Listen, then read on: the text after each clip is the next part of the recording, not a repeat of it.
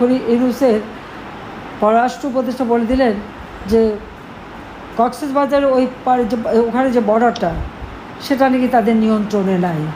এটা কোন ধরনের কথা? 2024-এর 5ই আগস্ট পর্যন্ত আমি যতদিন ক্ষমতায় ছিলাম ততদিন তো ওই বর্ডার আমার বাংলাদেশের নিয়ন্ত্রণে ছিল, সম্পূর্ণ নিয়ন্ত্রণে ছিল। আজকে কেন নিয়ন্ত্রণে নাই সেই জবাব ইউনূসের কাছে চাইতে হবে। আজকে সে যে পদক্ষেপ নিচ্ছে, যা করছে ওখানে, তার ফলে কী হবে? ঘোষণা দিয়েছে কোথায় ভারত আর পাকিস্তানের গোলমাল, কাশ্মীরে একটা জঙ্গি কাজ হলো, তার প্রতিবাদ না করে সেটা নিয়ে নানা ধরনের কথা বলা।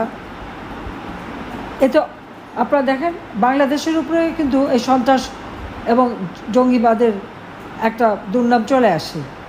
তারা বাংলাদেশটাকে একটা জঙ্গির দেশ হিসেবেই কিন্তু এই ইউনূস গংরা তৈরি করেছে। সেখানে কি হবে সেই জন্য ইউনূস সাহেব বলে দিলেন কি যে আমাদের যুদ্ধের প্রস্তুতি নিতে হবে। কার সাথে যুদ্ধ করবে, কোথায় যুদ্ধ করবে, কেন আমাদের এই যুদ্ধের প্রস্তুতি নিতে হবে, আমার প্রশ্ন সেখানে। এবং সেই প্রস্তুতি কার বিরুদ্ধে? আমরা তো যুদ্ধ চাই না, আমরা তো শান্তি চাই, সকলের সাথে বন্ধুত্ব, কারোর সাথে বৈরিতা নয়। আজকে যদি এই যুদ্ধের তার আয়োজন করতে হয় আর সেই যুদ্ধের প্রস্তুতি নিতে হয়, তার কি দাঁড়াবে?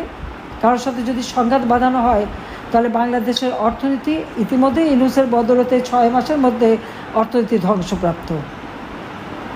আমাদের দারিদ্র্যের হার বেড়ে গেছে, অতি দারিদ্র্যের হার বেড়ে গেছে, মাথাপিছু আয় কমে গেছে, উৎপাদন কমে গেছে। আজকে হাহাকার সারা বাংলাদেশে। কই আওয়ামী লীগ সরকারে থাকতে তো সেটা হয়নি।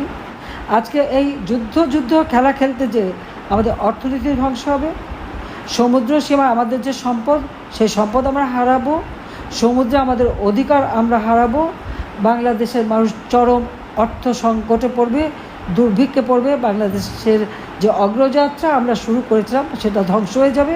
বাংলাদেশ যে শান্তির দেশ, অসাম্প্রদায়িক চেতনার দেশ, সেই অসাম্প্রদায়িক চেতনার থেকে বাংলাদেশ সরে যাবে।